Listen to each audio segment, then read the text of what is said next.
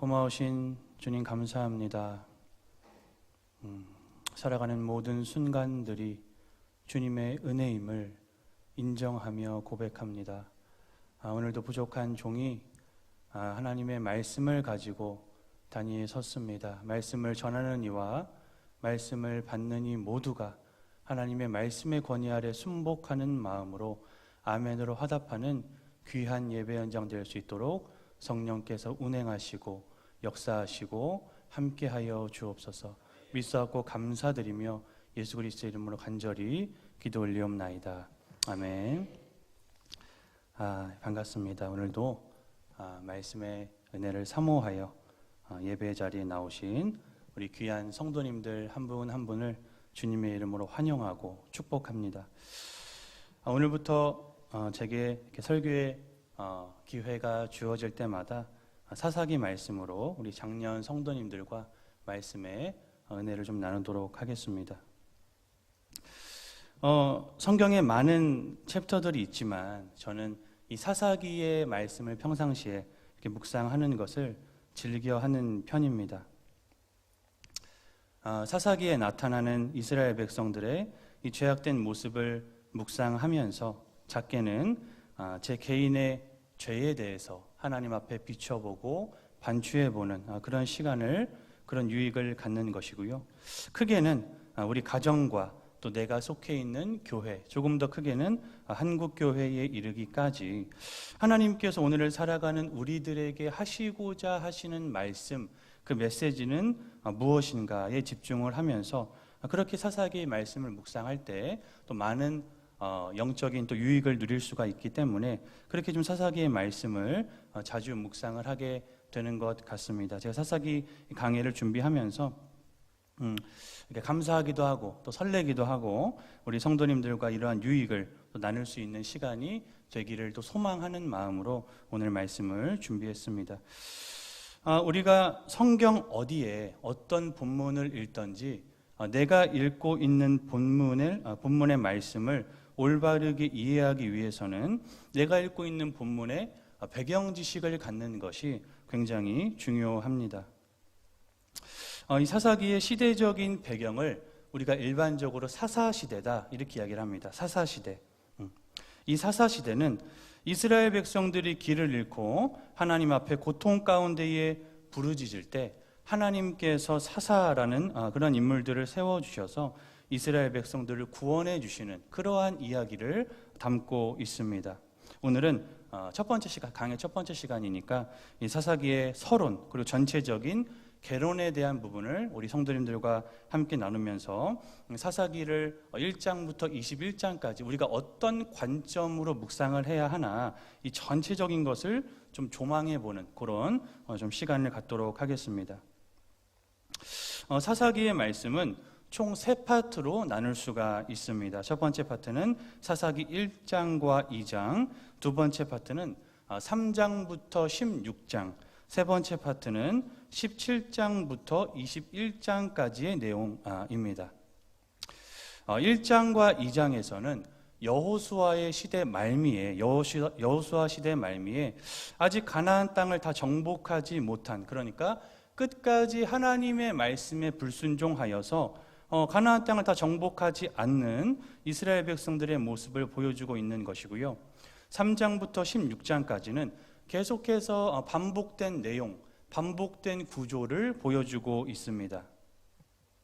이스라엘 백성들이 계속해서 타락하면서 이스라엘 백성들이 하나님 앞에 타락하면 하나님께서는 다른 민족을 통해서 그들을 징계하시고, 그러면 이스라엘 백성들이 울부짖고 하나님 앞에 회개하고 하나님께 돌아가겠습니다 결단하고 다짐한 이후에 하나님께서 그 울부짖음을 들으시고 사사들을 세워주셔서, 사사들을 보내주셔서 또 그들을 구원해 주시고, 그러면 이제 그 땅에 평화가 옵니다.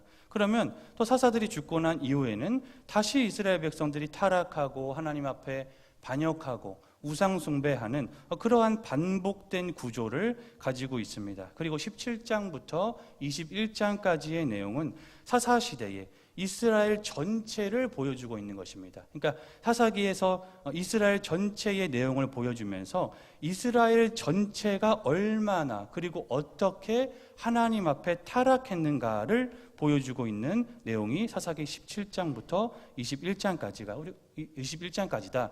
우리가 그렇게 좀 생각을 해볼 수가 있을 것 같습니다.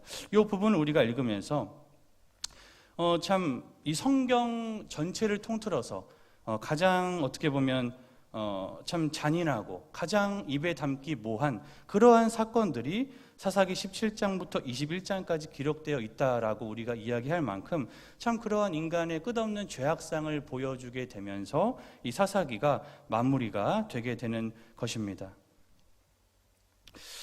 이 사사라는 단어의 뜻은 심판자, 판결자라는 뜻을 가지고 있습니다. 히브리 말로 원어로 하면 쇼페트, 복수로 하면 쇼페팀이라고 하는데 우리말로 쉽게 생각을 해보자면 재판관, 재판장 이렇게 좀 생각을 해볼 수가 있을 것 같습니다. 복수니까 재판장들, 재판관들의 이야기, 그게 바로 사사기다. 우리가 그렇게 좀 생각을 해볼 수가 있을 것 같습니다.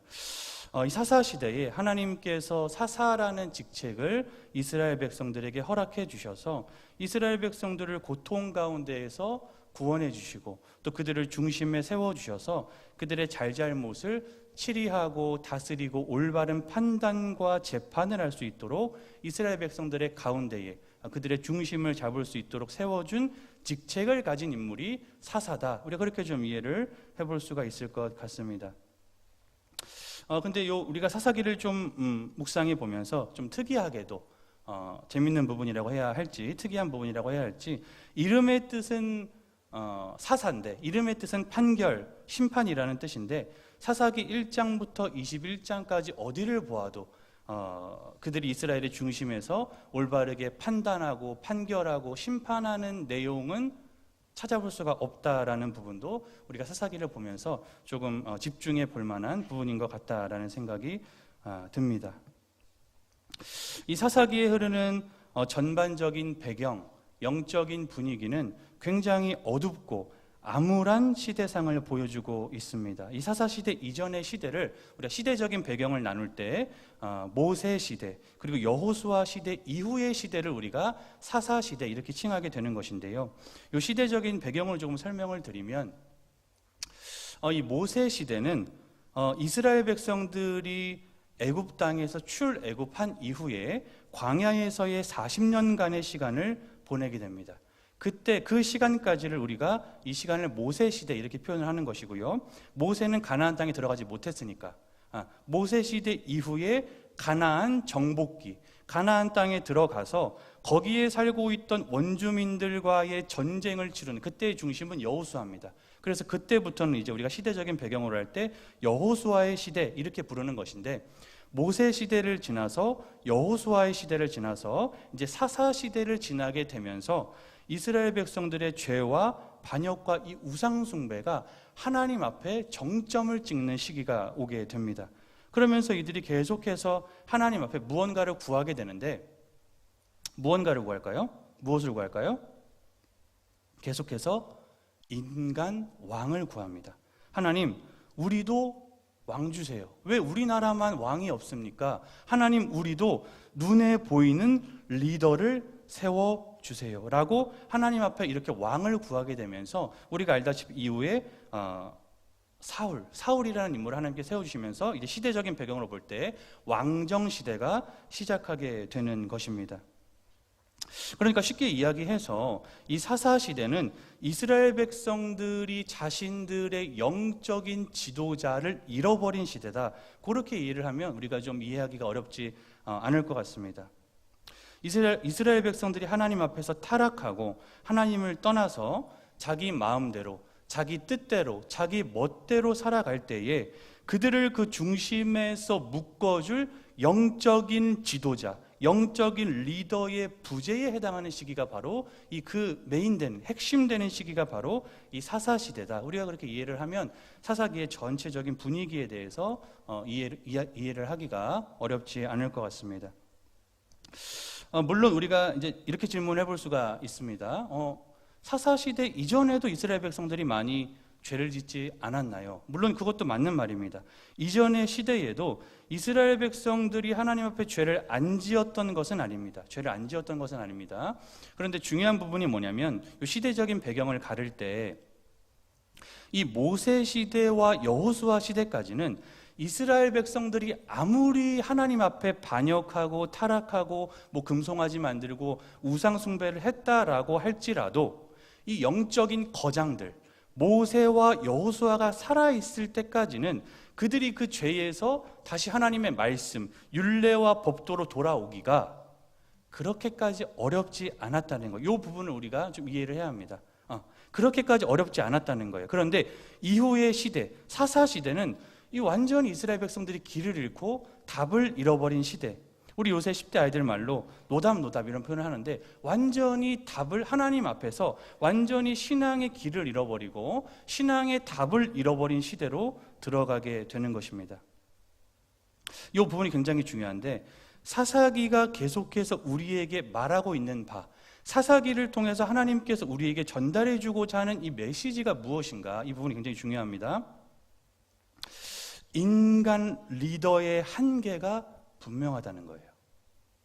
인간 리더는 너희들의 구심점이 될 수 없고 너희들을 온전히, 너희 이스라엘이죠, 이스라엘을 온전히 참되게 이끌어갈 수 없다라는 사실을 계속해서 증언해 주고 있는 것입니다. 그러니까 성경을 보면 이 모세라는 인물도 굉장히 어마어마한 영적인 거장이고 지도자입니다. 좀 가지를 치는 내용일 수 있지만 이 성경 시대가 아니라 지금 현 시대의 유대인들한테 당신이 생각하는 최고의 조상, 최고의 선지자가 누구입니까? 라고 물어보면 현재를 살아가는 유대인들 아직도 모세를 이야기합니다. 왜냐하면 모세는 성경에서 굉장히 상징적인 인물입니다. 하나님 앞에 시내산에 올라가서 십계명을 받았죠. 그리고 이후에는 창세기부터 신명기까지 이 5권을 저작했기 때문에 모세는 성경에서도 그렇고 실질적으로 그렇고 굉장히 어마어마한 영적인 리더이자 지도자로 칭송받습니다. 그것이 틀렸다고 이야기하고 싶은 것이 아니라 성경이 말하는 바가 무엇인가? 모세가 어마어마한 지도자도 맞지만, 그것도 맞는 말이지만, 하나님께 쓰임받은 종이 맞지만 결국에는 가나안 땅에 들어가지 못했다는 거예요. 모세가 어마어마한 사람은 맞지만 결국에는 인간이었고 죄인이었고 하나님의 종이었을 뿐이었다. 그것을 성경이 이야기해주고 있는 것입니다. 이후에 리더였던 여호수아도 마찬가지입니다. 굉장히 위대한 장군이었고 장수였고 가나안 땅에 들어가서 수많은 전쟁을 승리로 이끈 영적인 리더였습니다. 성경이 이렇게 이야기합니다. 그 어마어마한 리더였던 여호수아조차도 모든 가나안 땅을 정복하지는 못했어. 참된 리더가 아니야 라고 우리에게 이야기해주고 있는 것입니다. 이후에 왕정시대를 들어가도 사실은 마찬가지입니다. 우리 아이들과도 오늘 왕정시대에 대해서 잠깐 이야기를 나눴었는데 이스라엘의 최고의 왕이라고 칭송받던 다윗조차도, 물론 다윗의 업적이 있습니다. 다윗의 업적이 있는데 이스라엘의 최고의 왕이라고 칭송받던 다윗조차도 자신의 성적인 범죄로 말미암아 인생이 완전히 중후반부가 요새 말로 그냥 나락으로 가버리게 됩니다. 너무나도 불행하고 불우한 인생을 살아가게 됩니다. 가장 지혜로운 왕이라고 알려진 솔로몬도 마찬가지입니다. 왕정 초기에만 반짝 하나님 앞에 천번제 드리고 지혜 구하고 하나님 앞에 올바르게 사는 척을 했지, 수많은 여인들과 성적인 문제, 수많은 우상 숭배에 허우적대다가 결국에는 나라가 반쪽으로 갈라지게 되는 원인을 제공한 사람이 누구냐? 그 사람이 솔로몬입니다. 성경이 이야기하고 있는 바는 분명합니다. 그 어떤 사사라 할지라도, 그 어떤 하나님의 영에 감동된 사람이라고 할지라도 너희들을 이끌 수 없다는 거예요. 온전히 이끌 수 없다는 거예요. 너희들의 올바른 영적인 지도자가 될 수 없다라는 것을 성경이 분명하게 이야기해주고 있는 것입니다.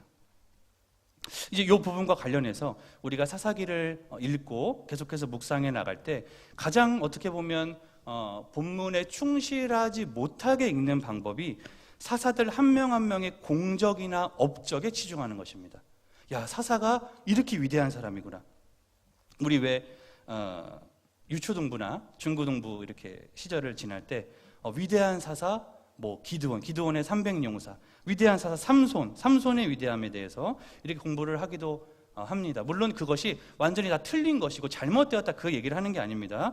그렇게도 사사기를 묵상할 수 있지만 우리가 조금 더 깊이 사사기를 묵상하고 이 사사기의 말씀을 통해서 우리가 작년 성도님들과 말씀을 나누는 거니까 조금 더 깊이 이 사사기의 말씀을 통해서 하나님께서 오늘을 살아가고 있는 우리들에게 하시고자 하시는 그 말씀이 무엇인가에 초점을 맞춘다라고 했을 때 우리가 이 사사기의 말씀을 통해서 조금 더 깊은 유익을 누릴 수 있게 될 것 같습니다. 제가 짧게, 짧지 않았나요? 사사기의 전체적인 개관에 대해서 우리 성도님들께 설명을 드렸는데요. 오늘 본문의 중심 구절 16절과 17절 말씀이 중요하기 때문에 우리 화면 보시고 한번 읽고 우리 뒤에 이어서 말씀 계속 보도록 하겠습니다. 우리 함께 읽겠습니다. 시작.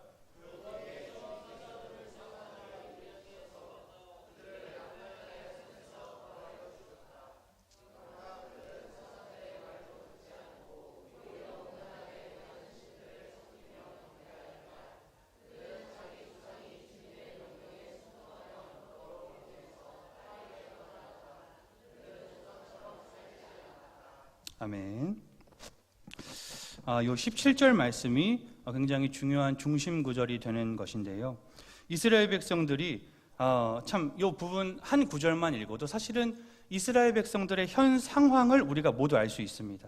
이스라엘 백성들이 자신들을 구원하러 온 사사들의 말조차도 듣지 않았다라고 성경은 증언해주고 있는 것입니다. 그리고 나서 후반절에 보니까 이스라엘 백성들이 다른 신들을 음란하게 섬겼다, 음란하게 섬겼다라고 이야기를 하고 있습니다. 우리가 여기서 퀘스천 마크를 좀 던져볼 수가 있을 것 같습니다. 아니 우상 숭배를 했으면 한 거지, 우상 숭배를 하면 한 거지, 음란하게 한 거는 무슨 음란하게 했다라는 것은 무슨 말인가? 우리가 어떤 시대적인 상황과 배경을 조금 제가 부연 설명을 드려야 이 부분이 이해가 될 것 같은데. 이스라엘 백성들이 가나안 땅에 들어가서 이 가나안 땅을 차지합니다. 그런데 중요한 부분은 뭐냐면 이 가나안의 모든 족속을 다 진멸하지는 못했습니다. 그러다 보니까 거기서 가나안 부족민들이 섬기고 있던 우상을 함께 섬기게 된 것입니다. 그들이 굉장히 빠른 길로 우상으로 타락하게 되는데 가나안 부족의 가장 강력한 우상이었던 두 우상이 있는데 하나는 바알이라는 우상이 있고 두 번째는 아세라라고 하는 그러한 우상을 숭배했습니다. 이 가나안 부족민들이 바알 앞에서는 굉장히 하나님 앞에서 하나님께서 보시기에 가증하고 잔혹한 인신 제사를 드렸습니다. 그러니까 자기 어린 자식을 산채로 잡아서 드리는 그러한 제사를 드렸고요. 그리고 아세라 앞에서는 성적인 관계를 맺었습니다. 근데 여기서 말하는 이제 음란하게 섬겼다, 이 성적인 관계가 성경에서 말하는 부부간의 그런 하나님께서 제정하신 아름다운 성관계를 의미하는 것이 아니라 집단 성관계, 난교라고 하죠. 그러니까 우상 앞에서 적게는 수십 명, 많게는 수백 명, 수천 명이 모여서 거기서 집단 성관계를 갖는 거예요.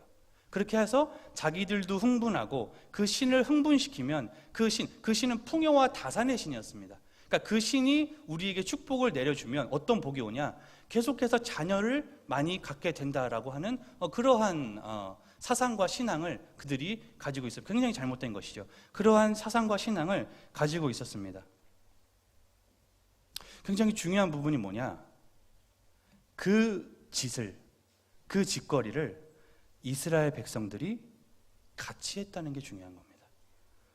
이방 족속과 섞여서 하나님의 자녀들이 그 행동을 같이 했다는 거예요.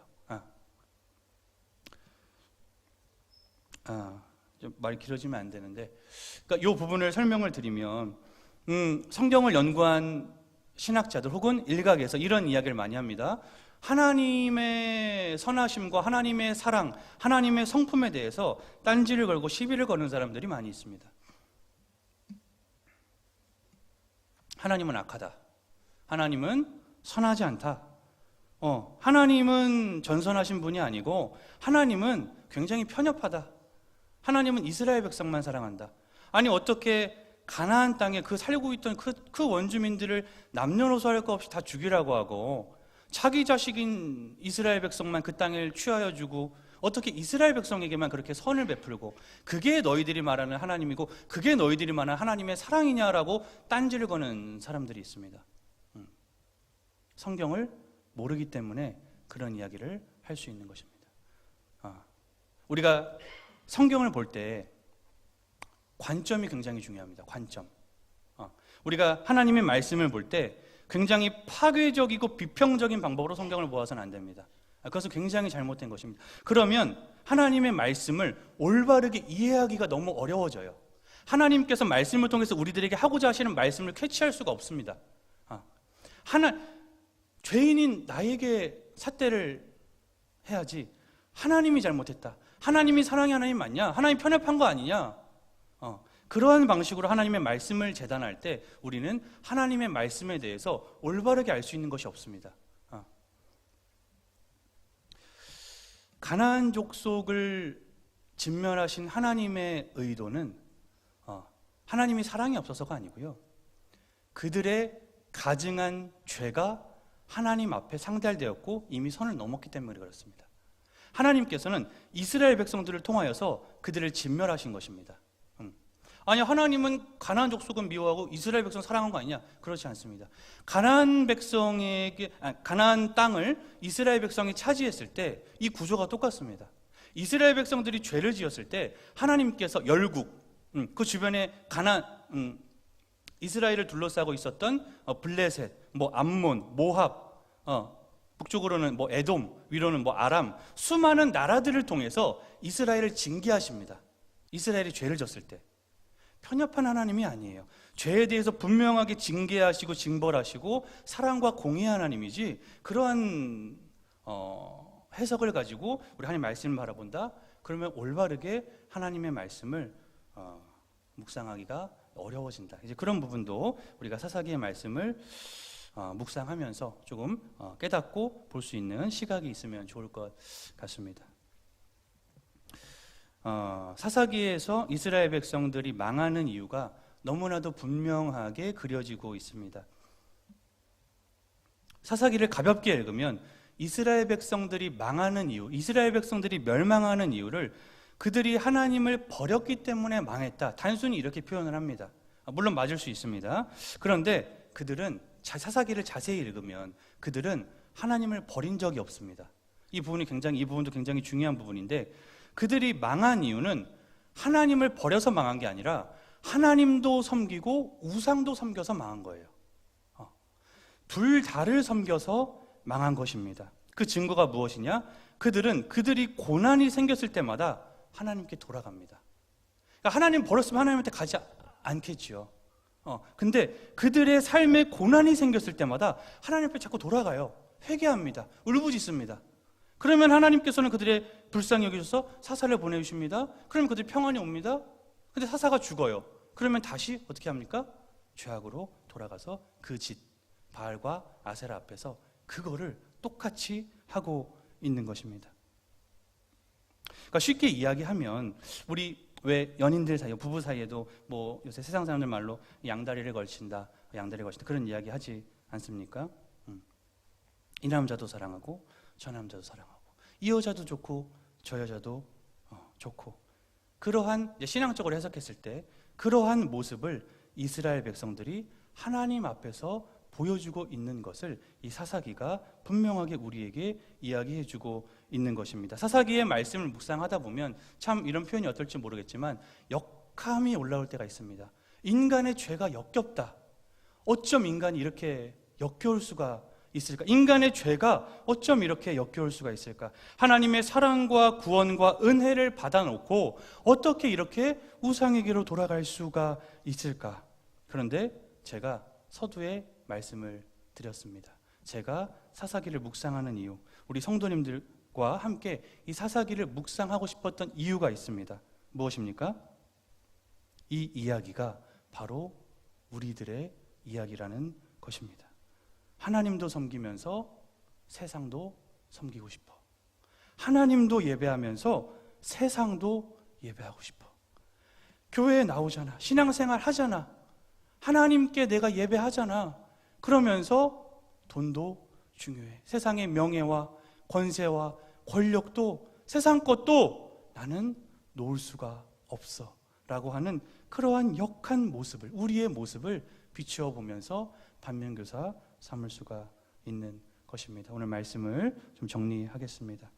사사기는 수많은 인간 사사들이 등장을 하고 인간 리더들이 등장하게 됩니다. 그리고 그들의 부족함과 그들의 연약함을 여실없이 보여주게 됩니다. 우리가 사사기의 말씀을 묵상하면서 올바르게 깨달아야 할 바가 무엇인가, 하나님께 사사기의 말씀을 통해서 오늘을 살아가고 있는 우리들에게 전달해 주고자 하는 그 메시지가 무엇인가, 우리의 시선이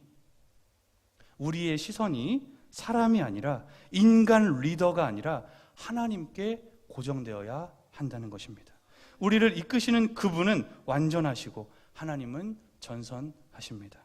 그분께 우리의 시선이 고정되어 있을 때만이 우리의 연약한 인생이 흔들리지 않고 온전히 살아갈 수 있다는 것입니다. 오늘 사사기의 서론과 어떤 개론에 대해서 우리 성도님들과 함께 나누어 보았습니다. 사사기 말씀 앞으로 함께 묵상하면서 우리의 진정한 사사가 되어주시고 우리의 진정한 왕이 되어주시는 예수 그리스도를 발견할 수 있는 귀한 시간이 되기를 소망합니다. 우리 찬양하고 기도하겠습니다.